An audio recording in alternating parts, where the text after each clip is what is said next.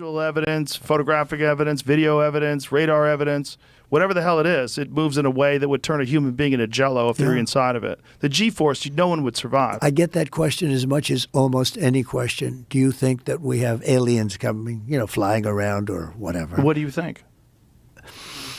Earlier this week, U.S. Congress discussed unidentified anomalous phenomena, also known as UFOs. And I don't know if I'm the only one, but I just got to say, we're in a really weird timeline where I get to open a video that way. What we're going to do in this video is play a few highlights from what just took place in Congress earlier this week. Then I have a conversation that I had recently with Joseph Jordan, who's the national director of MUFON South Korea, and he provides a layer of research that he's conducted over a 30-year period that I think unlocks some of the mystery in this. Let's do it. In our previous panel, we had Grush, and he had testified to say that some of these were interdimensional beings. Can you speak on that at all? Ma'am, I'm not qualified, certainly as a scientist or otherwise, to speculate points of origin. I looked at everything from a scientific perspective. So if you look at, for example, instantaneous acceleration, which was one of the observables of the program that I belong to, ATIP, the human body can withstand about 9 G-forces for a short period of time before you suffer negative biological consequences. Blackouts and ultimately redouts and even death. Comparison, our best technology, the F-16, which is one of this older platform, but one of our most highly maneuverable aircraft, manned aircraft, made by General Dynamics, can perform about 17 or 18 G-forces before you start having structural failure, meaning that the airframe begins to disintegrate while you're flying. The vehicles we're talking about are performing in excess of 1,000, 2,000, 3,000 Gs. So I guess, would it be safe to infer that they're living craft?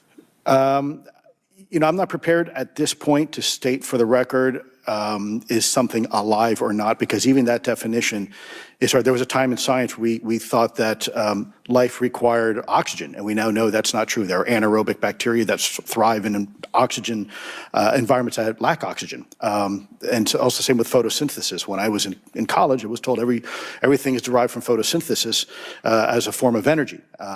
In reality, that's not true. There are things that live off of chemosynthesis. So we're constantly having to reevaluate our understanding of what the definition of life is. They're having to reevaluate what their understanding of the definition of life is a very interesting first point. The second, that they're raising this question of interdimensionality as opposed to just interplanetary, is also a very important point. Then the third point that I think is very interesting here is that the question of, are these living crafts, is being raised. So let's continue to follow this trail of breadcrumbs where it leads. Here's the next clip. To your knowledge, any communication with a non-human life form? So the term communication is a bit of a trick word, because there's verbal communication like we're having now. The problem is you also have nonverbal communication. And so I would say definitively yes, but from a nonverbal meaning, when a Russian reconnaissance aircraft comes into U.S. airspace, we scramble 2 F-22s, and we are certainly communicating intent and capability. I think the same goes with this. We have these things that are being observed over controlled U.S. airspace, and they're not really doing a good job hiding themselves. They're making it pretty obvious they have the ability to even interfere with our nuclear equities and our nuclear readiness. This ties into another thing that was alleged in Congress. This is a 20-second clip. Watch this. At one point, you had said that there has been harmful activity or aggressive activity. Has any of the activity been aggressive, been hostile in your reports? I know of multiple colleagues of mine that got physically injured, and the activity, and I got to by UAPs or by people within the federal government? Both. Okay, so there has been activity by alien or non-human technology and or beings that has caused harm to humans. I can't get into the specifics in an open environment, but at least the activity that I personally witnessed, and I have to be very careful here because they tell you never to acknowledge tradecraft, right? So what I personally witnessed myself and my wife was very disturbing. Very disturbing is something, it's a thread I want us to follow, like I said. Now, you might remember a few months ago, I think it was 7 months ago, when Tucker Carlson, of all people, went on the Joe Rogan Experience. And this was an observation that he made that I think is interesting. This got my mind thinking about all of this in a different capacity.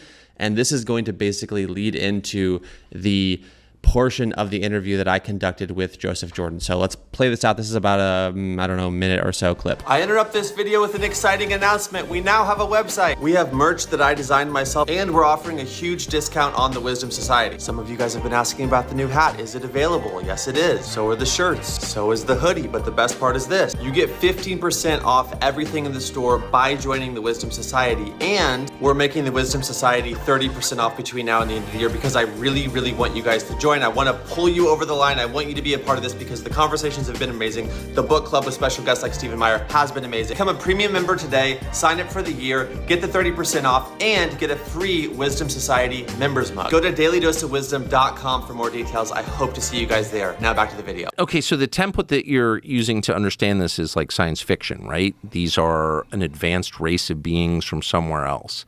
But the template that every other society before us has used is a spiritual one. Mm-hmm. There is a whole world that we can't see that acts on people, a supernatural world that's acting on us all the time for good and bad. Once you discard your very, very recent assumptions, relatively speaking, about how the world works, you're like, well, that kind of seems like the obvious explanation, right? Now, a clue, a missing piece within this entire question that is so important. I just wasn't seeing anything that was actually proving that we had, that was visiting us from proving that. Now, a clue, a missing piece within this entire question that is so important. I just wasn't seeing anything that was actually proving that we had something that was visiting us from other worlds. It was sketchy at best. And remember, this is back in the early 90s. As I had my monthly meetings for MUFON, which I was required to do as a state section director, I had a lot of people coming to the meetings, a lot of interesting stories to hear from them, sighting reports, abduction experiences, contact experiences. And I got to tell you, the ones that interested us the most were the abduction experiences.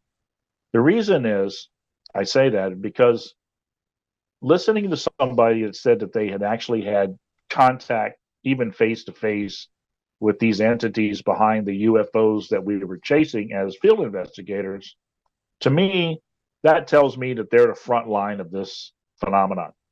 And if we were going to find answers to this phenomenon, it was going to be with the abduction experience, not with the UFO experience.